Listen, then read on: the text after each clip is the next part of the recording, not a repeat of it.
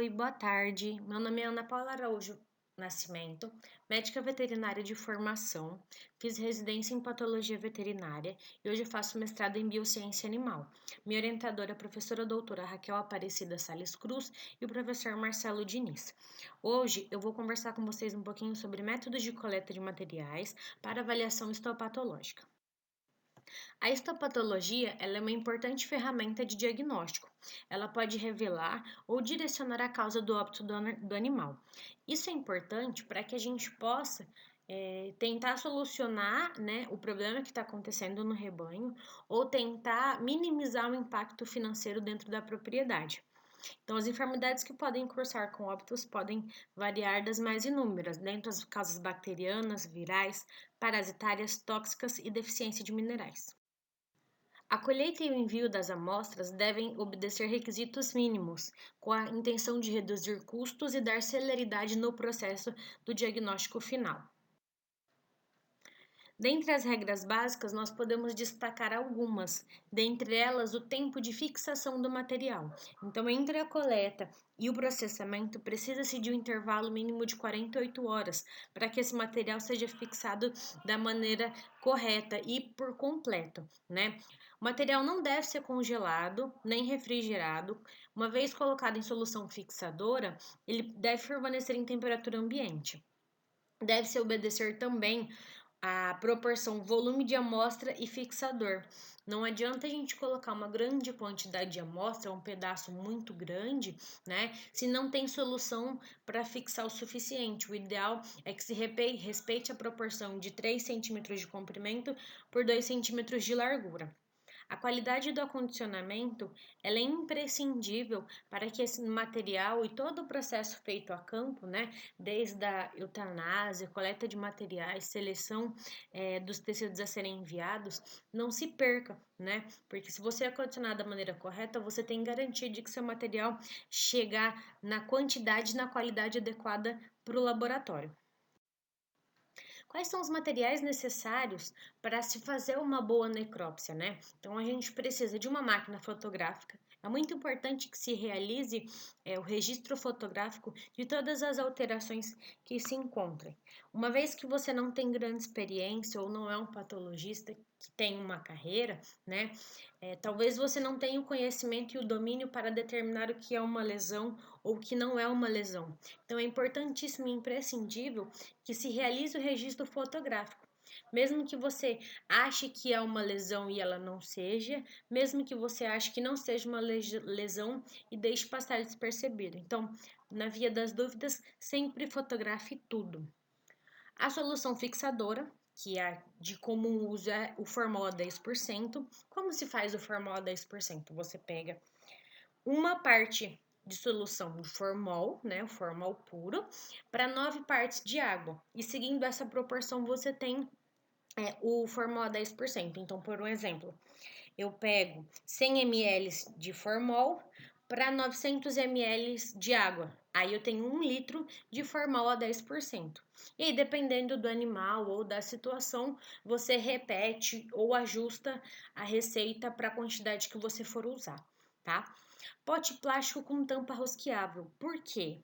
Porque se você usar um pote, por exemplo, de azeitona, de maionese Hellmann's, né, que antigamente a população tinha muito hábito de usar, talvez você não armazene da maneira correta. Então, você não consiga extrair o material da maneira que deveria. Esse material quebre, rasga o tecido, né? Então, um pote plástico com a tampa rosqueável para evitar até que a solução fixadora se perca. Saco plástico transparente Eppendorf é importante ter para você poder fazer coletas. Então, se durante o procedimento você encontrar alguma coisa que gostaria de enviar para um exame complementar, então, para uma cultura, perdão, para uma cultura microbiológica, para uma virologia, né, para fazer um exame específico molecular como um PCR, você ter o material separado e coletado é interessante. Etiquetas para identificação, então às vezes você vai fazer a necrópsia e vários animais vieram a óbito. Então é importante você registrar qual animal corresponde àquele fragmento de tecido coletado. e material para execução mesmo. Então, facas, esmeril, alicate, machado, serra, luvas, né? Frasco para condicionar as amostras. O histórico ele é importante, então você coletar as informações do cliente, anotar as características do animal, sinais clínicos, tempo de evolução e exame externo. Nessas características você pode aprofundar em sexo, idade, presença de ectoparasitas, animal foi transportado recentemente, animal foi vacinado, animal passou por algum procedimento cirúrgico, animal foi medicado, né? Então são informações que às vezes a gente passa despercebido e é de importância extrema na hora da gente conseguir fechar o diagnóstico. O relatório de necrópsia. A gente sempre pede que seja feita uma carta digitada e acondicionada de forma isolada. Como assim? É uma carta, né, com tudo que você encontrou durante a necrópsia, com todo o histórico também, com tudo que você encontrou de sinais clínicos, a conversa que você teve com o proprietário, com o funcionário da fazenda, né? Então você digita tudo isso daí, porque às vezes a questão da caligrafia, né, ortografia, dificulta o entendimento para quem está dentro do laboratório. E esse acondicionamento de forma isolada é colocar dentro de um saco plástico, do envelope, para que esse papel não mole, não extravie, não rasgue, porque chega a ser um documento dentro do laboratório, né? As alterações macroscópicas devem ser descritas e fotografadas e sugere-se que seja feita a descrição sistemática. Então, pelo sistema cardiovascular, sistema nervoso, cardiorrespiratório, gastrointestinal, osteoarticular e muscular. Por quê?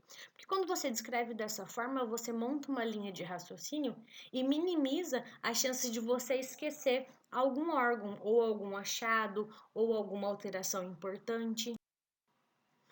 É importante também fazer a mensuração de líquidos, o registro fotográfico e, se você for fazer exames complementares e amostras separadas, também registrar. Então, olha, eu fiz a coleta da ração porque eles disseram para mim que a ração tinha sido alterada, né? Tinha chovido naquele período, pode ser que a ração tinha fungo. Então, eu resolvi coletar a ração. Então, anota a ração, anota o trato do dia, o material que foi coletado, coloca no relatório de necrópsia e identifica a amostra enviada. Os laboratórios especializados, eles prestam orientação quanto à forma correta de armazenamento, existem literatura de apoio e fontes confiáveis, e é importante você se familiarizar com a técnica, buscar sempre realizar a mesma, porque se você sempre faz a mesma coisa, você minimiza as chances de você cometer algum erro, de esquecer algum órgão, de esquecer alguma alteração, de deixar alguma avaliação despercebida. E a gente sempre que pode, a gente se coloca à disposição para ir até a propriedade, para poder acompanhar, para trocar informação. Então, olha, doutora, eu não consegui fazer, a senhora tem alguma sugestão, uma opinião? Qual é a melhor forma? A gente sempre manda material, manda literatura, troca informações, porque é sempre um ajudando o outro, né? Às vezes a sua especialidade não é a mesma que a minha e a gente gostaria que todo mundo pudesse se ajudar de forma igual. As amostras precisam de um fixador, um pote com uma boca larga e o fragmento de tamanho ideal.